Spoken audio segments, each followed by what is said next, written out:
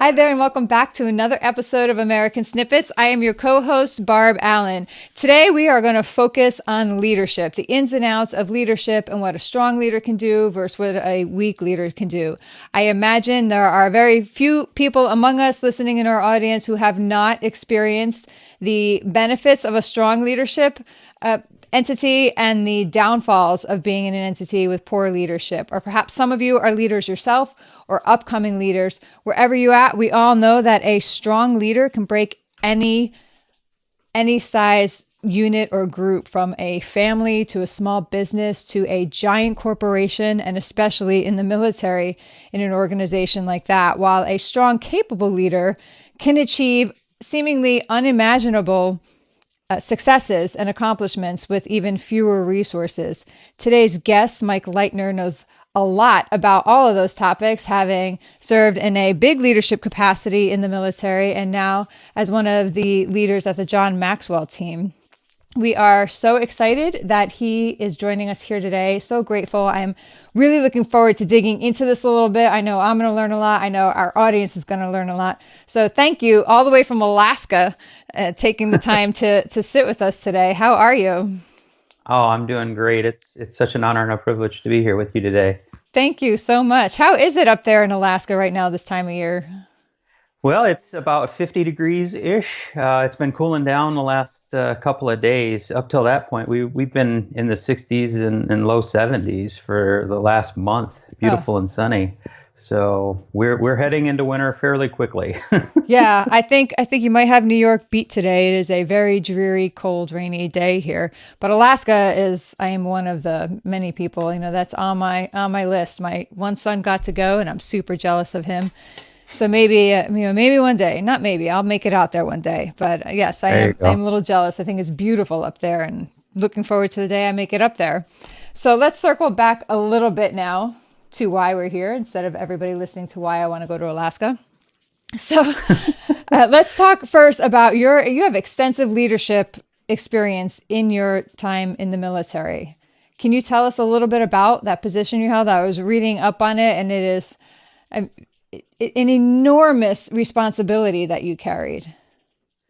Yeah, so when I finished out my career, I did my last 4 years working up at the Pentagon. I was the career field manager for a career field called Aircrew Flight Equipment. And basically, we maintained all the safety and survival equipment that's on all of the aircraft that are in the military. So if you've ever flown on a commercial airliner and you've seen that little yellow mask that drops Yeah, down from yeah. the bulkhead, or you've seen that life preserver they put on, or the escape slides, those are the types of things that the folks that were in my career field maintained. We also maintain like the helmets for the fighter pilots, night vision goggles, and some of the really super cool high speed stuff as well. So you say that like very matter of factly and very humbly almost, but you were responsible for a huge budget worth of equipment and personnel and all that. How did you rise to that leadership position? And what was, maybe one or two of the major or any challenges you face along that path to rising up to that?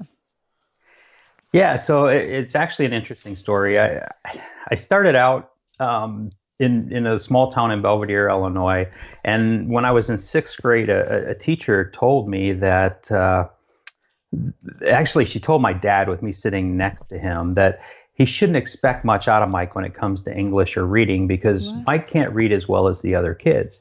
Well, when you're that young and an adult tells you something like that, then you just assume it's It's true. true. Yeah. And yeah, so I spent the rest of my time in school basically thinking I was dumb and stupid and that I wasn't going to amount to much. But in the back of my mind, I had this dream and this desire to go into the Air Force and not just go in the Air Force, but I wanted to be with the Thunderbirds, right? So Yeah. Who wouldn't? yeah. So I had this burning desire, and knowing that I was dumb and stupid, I wasn't going to amount to anything. I went ahead and I just joined the Air Force anyways, because there really wasn't a whole lot going on. And this thought though, this self-limiting belief, kind of carried its way through till about halfway through my career, when when one day our superintendent came by and he says, "Hey, Mike, we're just going to do a little spot inspection on your shop, and and then we'll be out of your hair." So I was busy. I was working 12 hours a day, 6 days a week at this point. I really didn't have time for the inconvenience of them stopping by, right? Yeah. So I showed them in the shop and I turned them over to somebody else and I went back to my office. Well, about an hour later, they come into my office and they're like, "Hey, Mike, we're going to call Knock It Off and we will schedule a time to come back at some time in the future." And in my mind, I'm thinking, well, somebody screwed up. So just give me a name and I'm going to cut their head off after you leave, right? Sounds right. Well, yeah, then the words he told me next literally changed everything for me. He looked me in the eyes and he said, "Mike, we get the impression that you are in so far over your head that if you looked up, you couldn't see the light of day." And I got to tell you, I was furious. I mean, how dare he say that? I'm working my butt off. I'm doing everything I could. Yeah. But as I went home that weekend, I sat and I really thought into those words and thought about where we were at. And I realized we were stuck, and I don't know if you've ever been stuck before, but stuck stinks. It's a terrible place to be. A few times in my life, yes. Yeah, it's not a good place. No.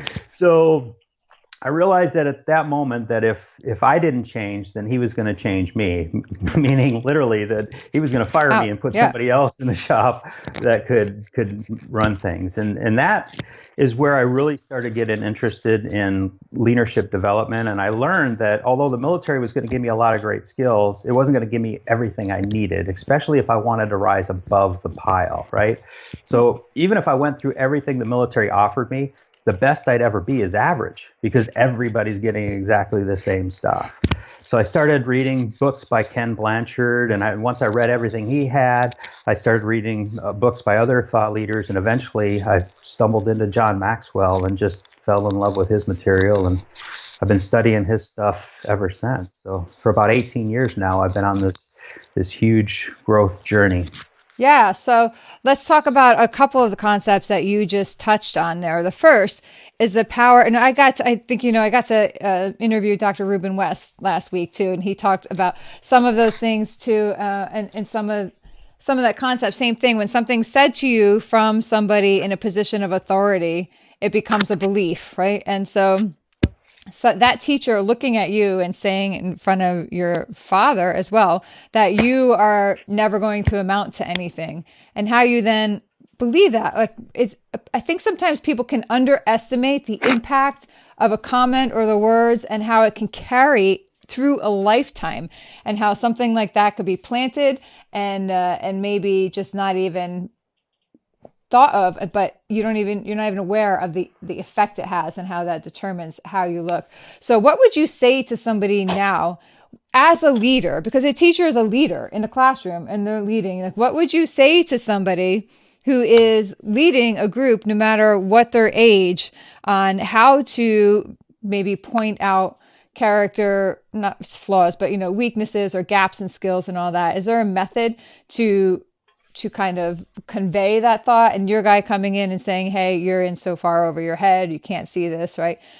Are there perhaps different ways to convey something, saying you need to work a little harder at this, or examine the problem, or fix the problem? Or do you think the leader should just come in and say, "This is terrible, you're terrible"? Yeah, so when we're talking about teachers, especially teachers of young kids under 12, kids under 12 really haven't developed the ability to reject ideas yet, right? So they just tend to be these sponges that accept everything that comes in.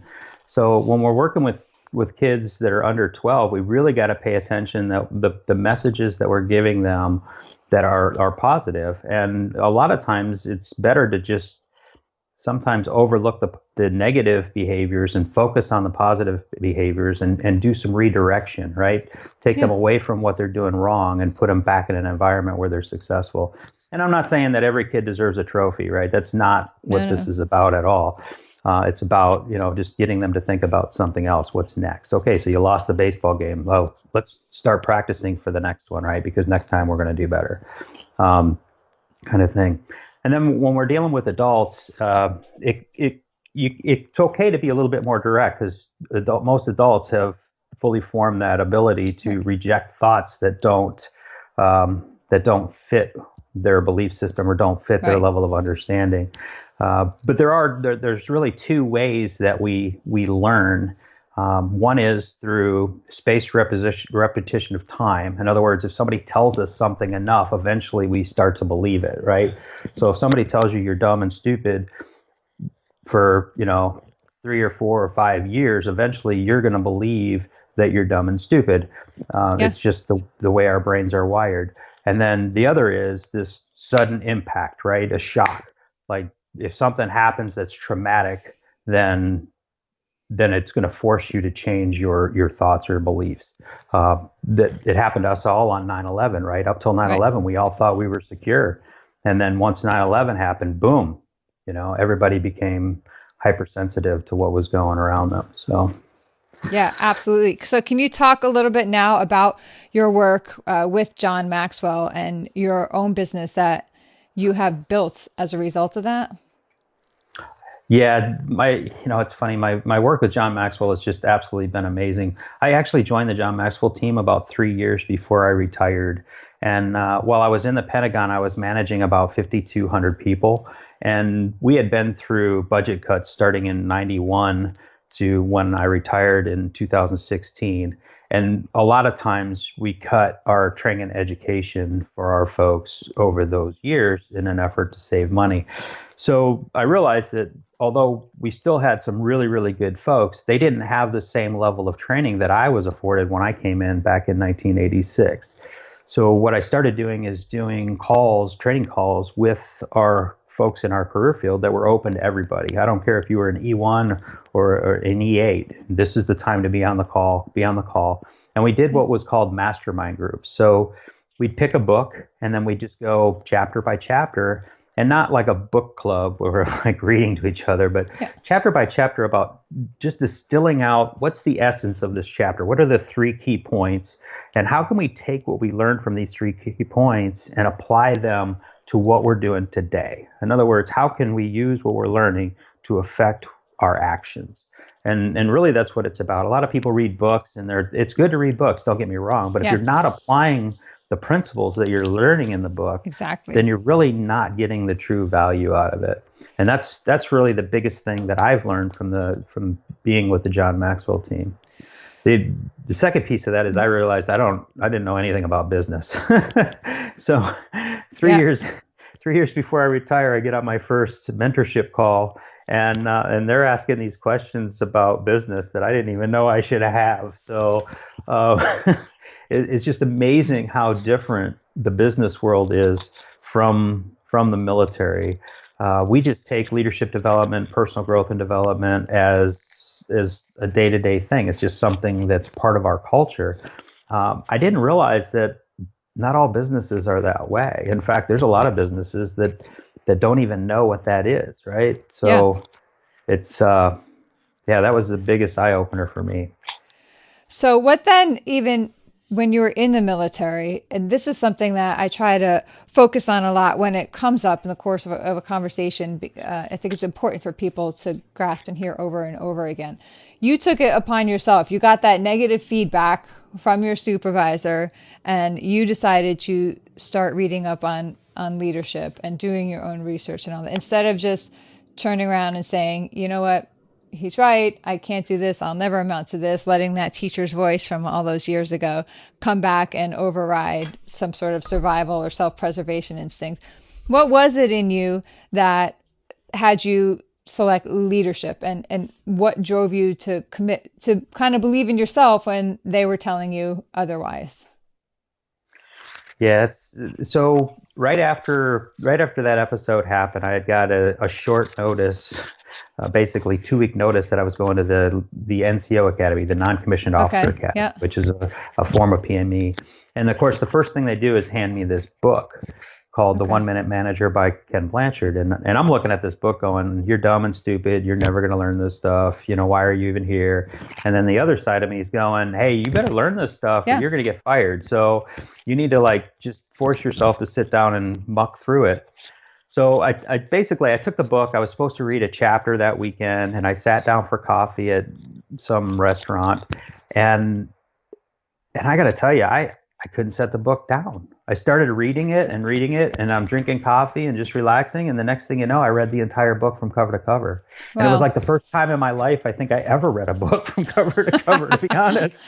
But I was attracted by the material. I was attracted by the content. And what I realized is that I didn't hate reading. I just hated reading the books they were giving me. So they were giving me these garbage books that I didn't enjoy. I wasn't interested in them at all. But when I first started reading about leadership, that was interesting to me. Number one, because I didn't want to get fired, and number two, because I really dug the concepts, right, of how you are in control. You're not pre-programmed for failure or success, right?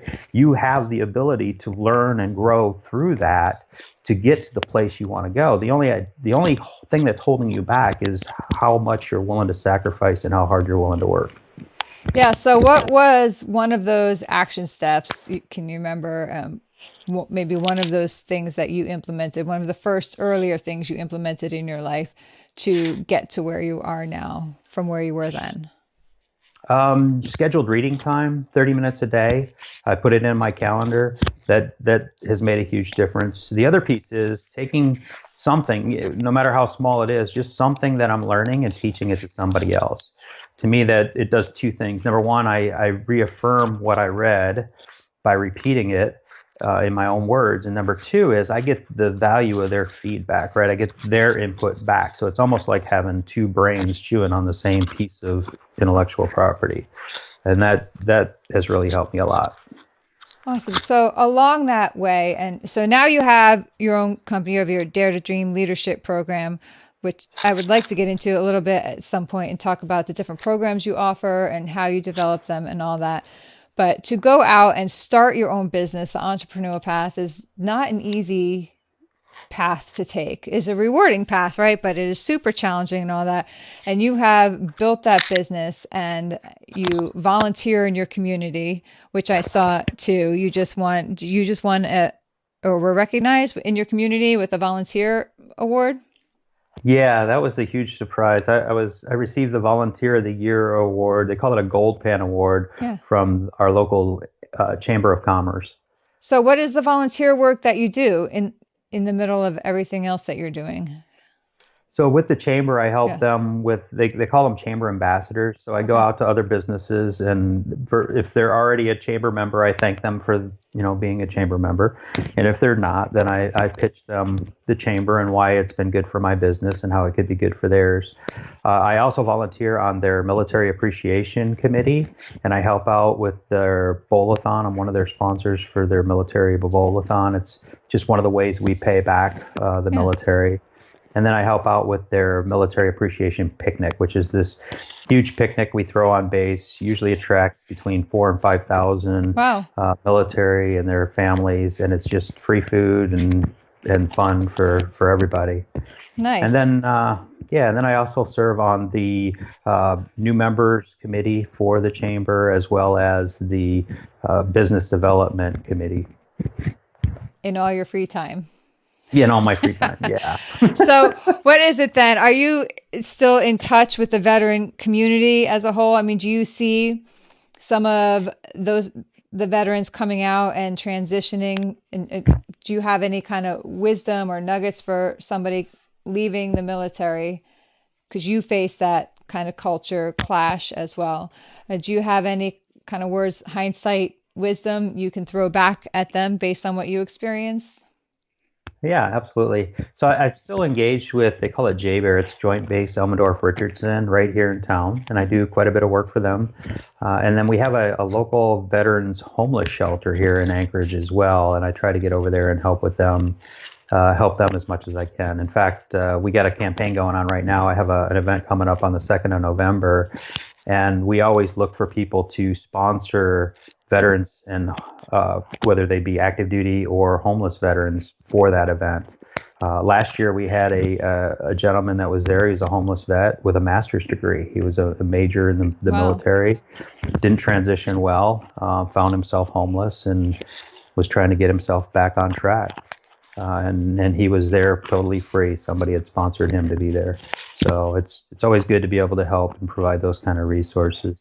My advice for retiring or just separating from the military is have a plan. Chances are you didn't go into the military without a plan, and you shouldn't be leaving it without a plan as well. And if your only plan is go to school, then you probably need to take another look at your plan. Because education's good, don't get me wrong, but it's not going to feed your family. There's this thing called a job that you're going to have after the education is done, right? Yeah. So have a plan, know where you're going to go, have some stuff lined up, and if you don't, then it's probably not time for you to separate yet. Okay. So what do you think are some mistakes that people have made on their path to leadership, or when they're in a leadership position, that can be used as a lesson or an educational tool for others? Yeah, for me, I think the biggest lesson I learned, John talks about in his book, The 15 Invaluable Laws of Growth, and it's the assumption gap. We all assume that we're just going to kind of grow automatically. Like as we get older, this wisdom's just going to be parted on us, and we're going to be these great leaders. And quite simply, that's not the case. It's not going to happen. You have a choice. You can either get ahead of it and start learning on your own and take responsibility for your own training and development, or two, you can go by default and you can let your mistakes and failures be your teacher. And I got to tell you, taking a proactive stance feels a whole lot better. Yeah. When you can kind of get on top of it and get out in front of the things that go awry. Yeah. What's that old saying? We're either preparing or we're repairing. Oh. And I'd much rather be preparing. I have done a lot of repairing in my life. I'm a new member of the preparing group, but I still occasionally slip back to the repair. I'm the duct tape and baling twine kind of girl, and that carries over into my life a lot as well too. So I'm working on that myself, but it's going all right. So what role do you think creative thinking plays in good leadership? Oh, absolutely. When I talk to proposal clients, I always tell them it's running your business is really about your ROI, right? And I don't mean ROI is in return on investment, because most successful businesses know that if they get their relationships, their opportunities, and their innovation correct, then money's a byproduct of that, right? So innovation is obviously a huge piece to that. You have to be on that trending edge. If you're not out thinking through what's coming next, if you're just going into work day to day producing the same widget, eventually you're going to be producing a great quality product that nobody's buying. And there's tons of companies out there that we can learn from on that. I mean, just look at Kodak. I mean, Kodak was a world leader in film forever, and they turned away the digital camera. Uh-oh. Hello. I mean, Polaroid, same thing. Right. I mean, they got so caught up in their Instamatic that they didn't see that digital was coming either. Yeah. And Polaroid's now coming back as like a vintage thing. Like people are paying extra for Polaroids. It's such a they're fascinated by it now. My brother has one, and he brought it to our house. And then my stepdaughter saw it. She just turned 13, and she's like blown away by it. Like, whoa, what is this? And so it's so interesting to see how something that was kind of just old and a staple is seen as something so new and exciting in the minds of a 13. Like, it just didn't process them. It was hysterical when we saw that. So what are some of, if you're open to talking about some of the boldest moves you've made in your personal life or in your professional life that really kind of shook things up and changed things, but maybe caused a lot of doubt and apprehension in your world? Well, for me, I think probably the biggest move I made was when I was selected to become the career field manager for our career field. Up till that point, all I had ever done is served at a field level. I'd never been in a staff position before in my life. I didn't know how to do staff work at all. So to transition from a field level where you're working with your airmen and you're making your products every day, to basically becoming the corporate CEO for your career field and managing 5,200 people. I went from 62 employees to 5,200 in a flight, from That's a lot from of Japan passengers to to the pick up. Yeah. Pentagon. You know what I Yeah. mean? And so for me, that was the biggest, probably boldest move that I made during my career. Now there's tons of other little kind of things that happened along the way that I think prepared me for that.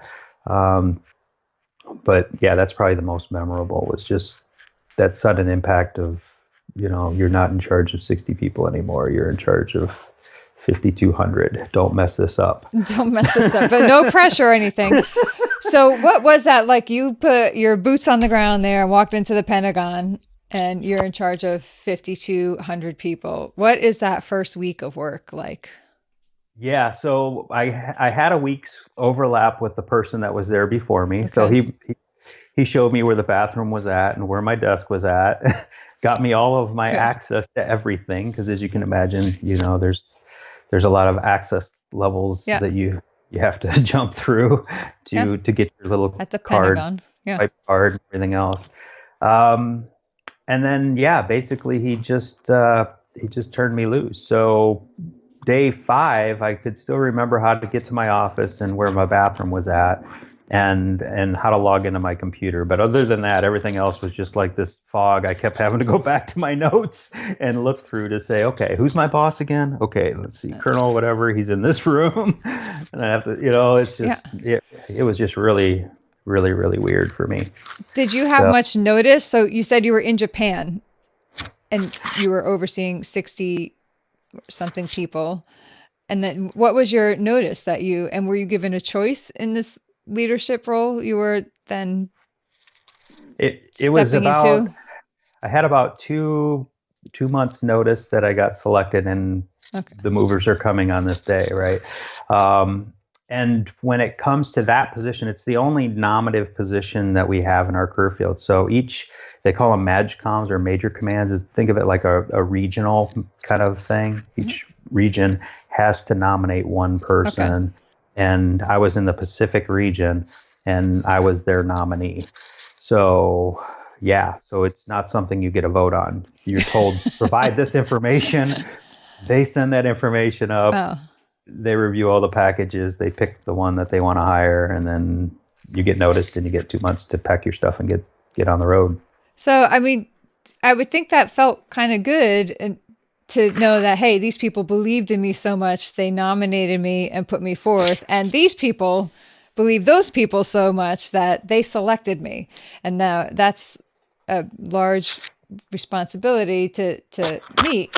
But does it also kind of give you that confidence boost as well, knowing, hey, this is a real deal, and all these people want me to be doing this?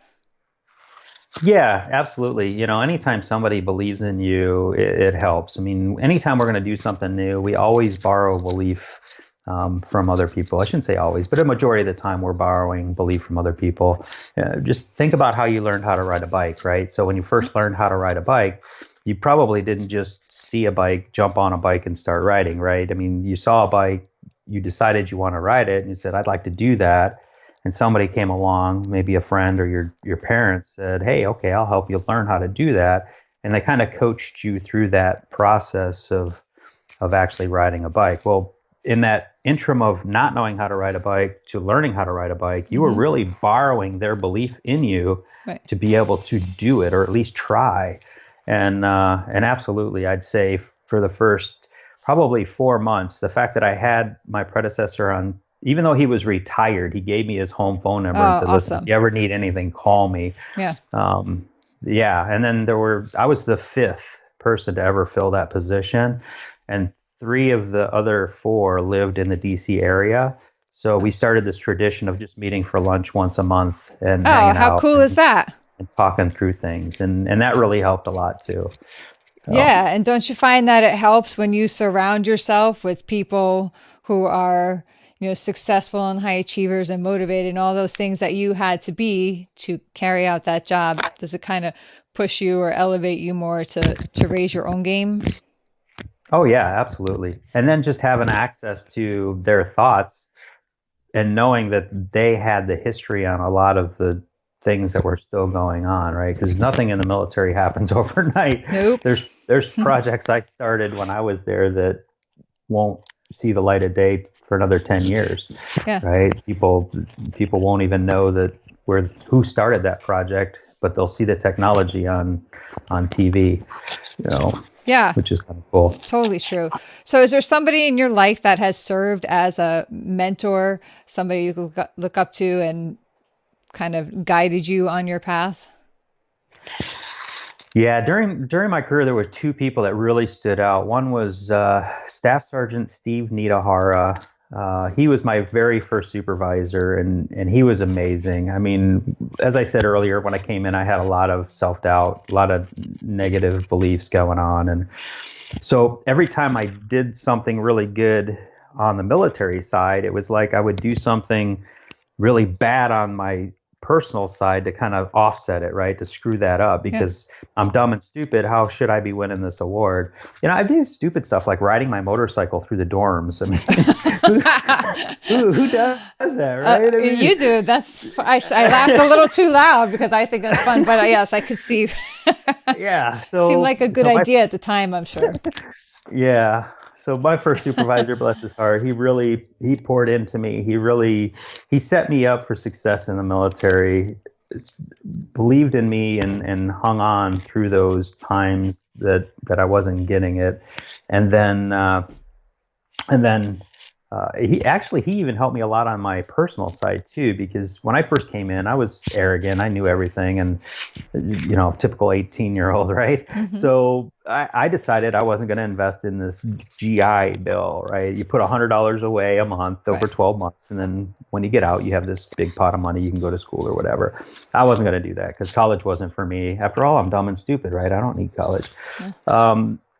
Well, one day I'm telling him how I'm not going to go to school, and he goes, okay, whatever. He goes in his office and he comes back out. He says, hey, Mike, let's go for a ride. And I'm like, okay, well, I got no stripes at this point. He's got 4, so he's the boss. Let's go for a ride. And next thing you know, we're at the bank, and he's telling me to have a seat in the waiting area. He goes into one of the back offices. And he comes out like 5 minutes later with these papers. He's like, sign here, here, here, and here, and here. And I'm like, okay, he's staff sergeant. Tells me to sign, I sign. He takes the papers, goes back in the office, comes back out and says, okay, let's go. And that was it. We never talked about it again. I had no idea what I signed. Nothing. We never talked about it. Well, 14 years later, my mom calls me and she's like, honey, what do you want us to do with all these savings bonds? And I'm like, savings bonds? What are you talking about? She's like, yeah, you've been getting a $200 savings bond in the mail every month for the last 14 years. Oh my God. And I'm like, well, you guys are coming up. Bring them on up. So they brought up a stack of savings bonds like this big. And of course, my dad and I take them. We run down to the bank and turn them in. And I had saved $34,000 and never even knew it. So not only was Sergeant Nidahara looking out for me then, he was looking out for me like way far out in the future, farther than I could even see myself. And the really cool part is from that, I learned how easy it is to actually invest because I never missed that $100. Yeah. I didn't even know it was gone. Yep. There was this thing in my LES. Looking back at all my LESs, I could see it. It says bond. And I had no idea what that meant. Just figured the government was taking another $100. That's awesome. Yeah. And then the next person that really helped me a lot was Master Sergeant. What was his name? God, I just had it. Oh my goodness. It'll come to me in a few minutes. We'll call him Master Sergeant. Yeah. Anyway, so it was the guy that basically told me I was screwing up. Mm-hmm. He actually turned out to be a really good mentor of mine and really helped me a lot. Holt, that's it. He was Master Sergeant Holt at the time. He's now retired Chief Master Sergeant Holt. But yeah, he was absolutely amazing. After that episode happened, he really poured into me and my career and really helped turn everything around. Can you think of any chunk of advice or guidance that he gave you that stuck with you? Oh, absolutely. Probably probably the best advice he gave me came when my son was born. So I had basically 2 days notice that I was going to be a single dad, Oh, right? So yeah, so my son was born, and I got notified that the mom couldn't have custody of him because of some bad decisions she made. She had done some stuff and messed up, and uh, and so I had 2 days notice that I'm going to have this 5-day-old baby, and uh, and I didn't know what to do. Right? I'm like, it's a baby. Nobody prepared me for this. Right? It wasn't in the manual, and they don't come with a book. So I went in and I talked to him, and he says, "Listen, Mike, I'm gonna tell you something I wish I would have learned when I was younger." He's like, "You have to make a decision now. Your family's either going to be there for you when you retire, or they're not, and you got to make that decision now. And then you have to start living to the outcome that you want." And I was like, "Okay, that's pretty powerful stuff." yeah. But as I took this thing home, I This realized what he thing meant, home. right? I mean, yeah, Yeah. yeah. I mean, the job event. I've got an Hmm. expiration date on my head, right? This is the date that I have to retire. There's no question about it. But Right. my family, um, you know, they're either going to be there at my retirement or they're not. And, Wow, that oh, is strong stuff to say. And so I love how one thought, one sentence, whatever can kind of be the foundation for a life, right? Like one belief, one theory, one concept, and you live that truly and to its truest, and that's a life. That's really great. What would your advice to your son be when he's grown up and facing maybe his own leadership challenges or finding people that doubt in him?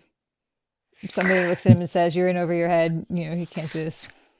yeah, my son's 19 now, and it's funny.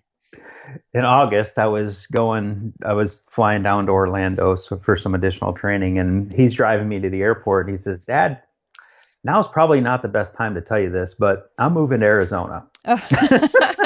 I'm dropping out of school. I'm just gonna go to Arizona, and Oh, I'm gonna start over, right?" And I was like, "Okay, yeah, okay. Well, that just happened." And we get back, and yeah. I'm talking to him a little bit more about it, and he's being kind of cryptic on his plan, and uh, and eventually he just goes, right. And yeah, I don't know how much time or effort he put into the planning or whatever, but the one thing that I always told him is, listen, fail early and fail often, Yeah. learn the lessons and move on. Yes. Make sure that you're evaluating what you're learning so that you can grow from it. You don't want to repeat the same lessons over and over again, but don't be afraid to get out there and just try new things. And that's what he was doing. So yesterday I talked to him. He says, "Yeah, Dad, I didn't think this through very well. So I'm going to come back up to Alaska. I need to put some things in place, like I need to have a credit card. I need to have this. I need to have that. Yeah. And then once those are in place, then I'll venture out again and try this again." And I'm like, "Okay, perfect." I love, love, love that. And that sounds so easy in words, but is so difficult to live. I have the four boys. My oldest is 19 now. So 19, 18, 17, and 15. Right? Blah. Craziness. And it's so hard. I know sometimes in the school and in the culture community we're in, the parents would always go in and like kind of, some parents would like finish a report for their kid or rush in to make sure they don't miss their schoolwork, or like I would have some teachers saying to me, "We know your son didn't turn in his homework." I'm like, "Okay, that's my son's choice, right? He needs to Right, take the repercussions from you at school, because me standing over him telling him to do this work is not going to teach. I'd rather he fails math in the 5th grade and suffers right. some shame and pain from that, right? Than has to have somebody standing over his back for his entire life teaching him things." So I love that you did that as a parent. I could truly respect how difficult that can be to let your kids go out and do that. My older son is just learning some of those same lessons. Had his first year at college and hit some brick walls and made some decisions. And now this year, because he was given the rope to do that and feel it, you can tell people all you want, to you have no breath in you that you need to figure this out and study this. But sometimes until someone feels it or experiences it or wants it bad enough, they're just not going to hear it. So I think the fact that you embrace failure and give that message to your son, and you are his leader in life, right? And so you're giving that message to him. And I think people so often confuse failure or having to return home, and for your son to say, hey, guess what? This isn't working out now. I'm going to go back. I'm going to regroup and I'm going to try this again. That takes courage too, because sometimes people, he could be afraid that people in a small town or a town are going to look at him and say, oh, he tried. I told him he wouldn't work, So for people maybe afraid to go out, maybe that'll validate their fears a little, saying, oh, he tried it. It didn't work, but then he goes back out and he tries it again. I love how that all works. And I love the important lessons that teaches.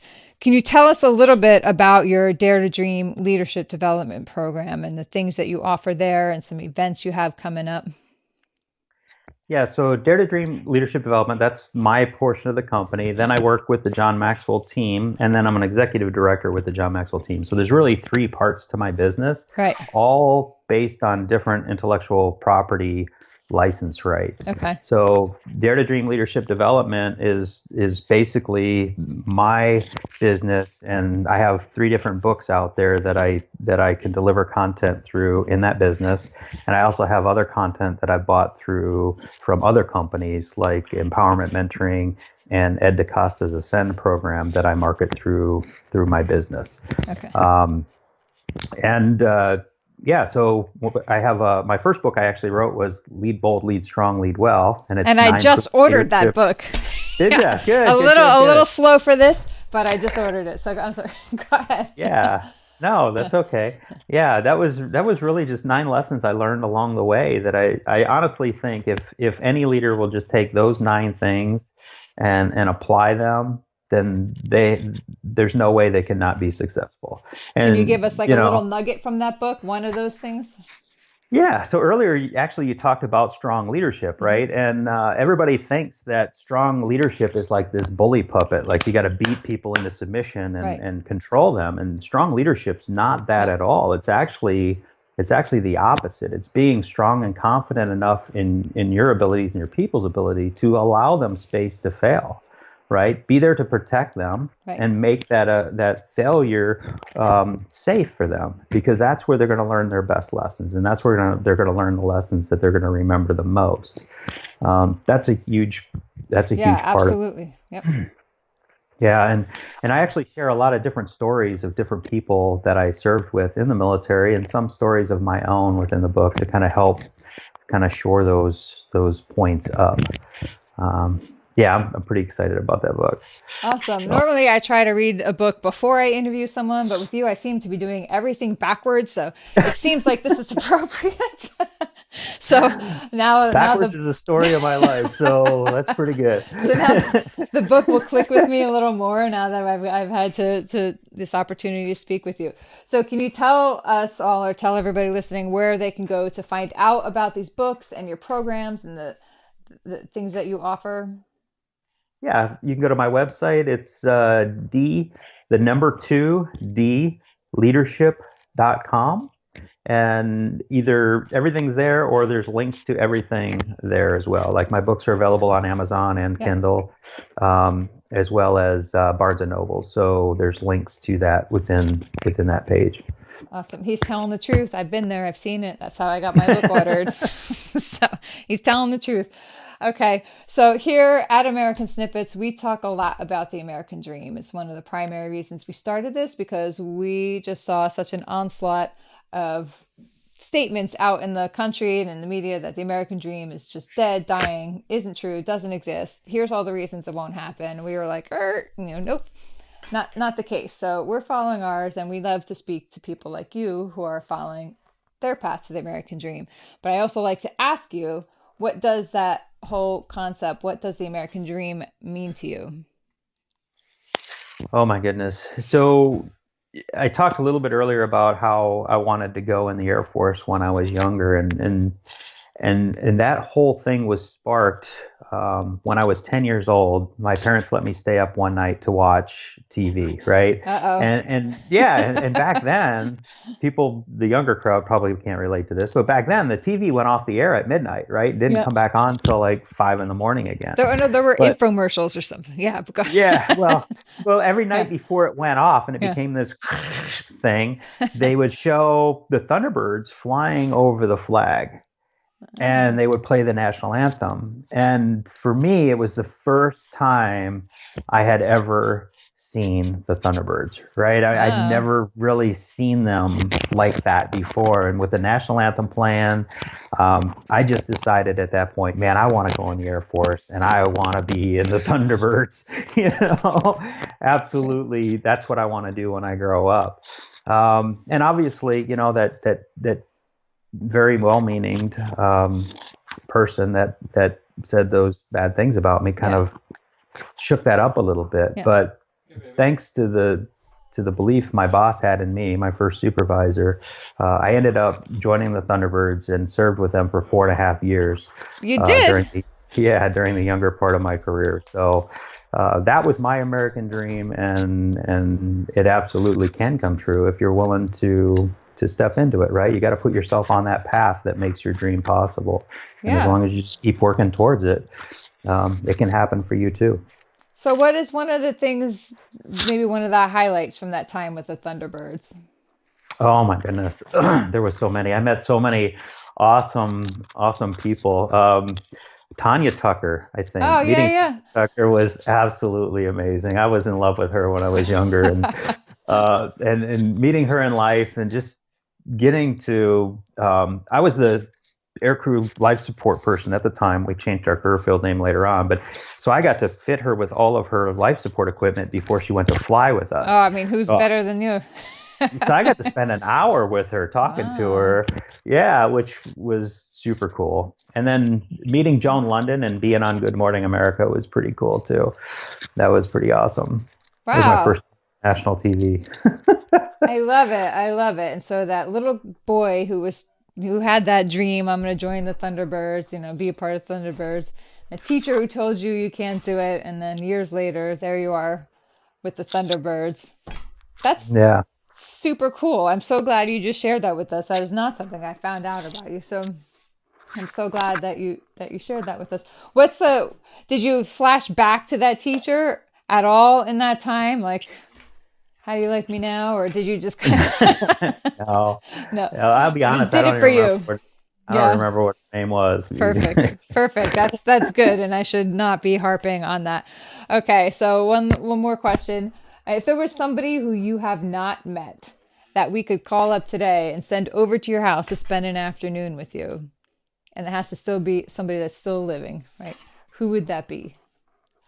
I'd really like to sit down with Mark Sanborn. I haven't met him in person. I've actually talked to him on the phone once. He did Yeah.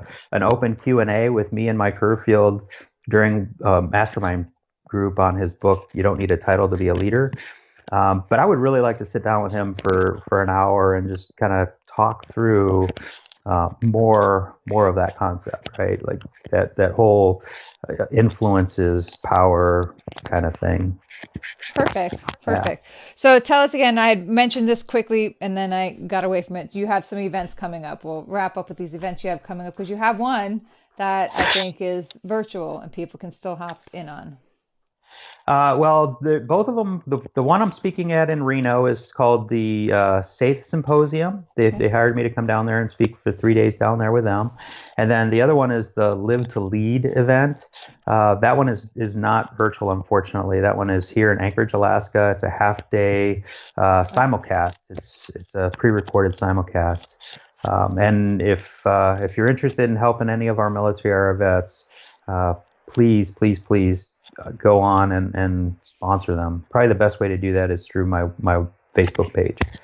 Okay. So tell us about that event. So somebody would know, why would I want to sponsor a veteran to go to or anybody, what value would that offer that veteran to go to that Yeah, event? so Live to Lead is a half day web seminar. John Maxwell's one of the key speakers that's going to be there.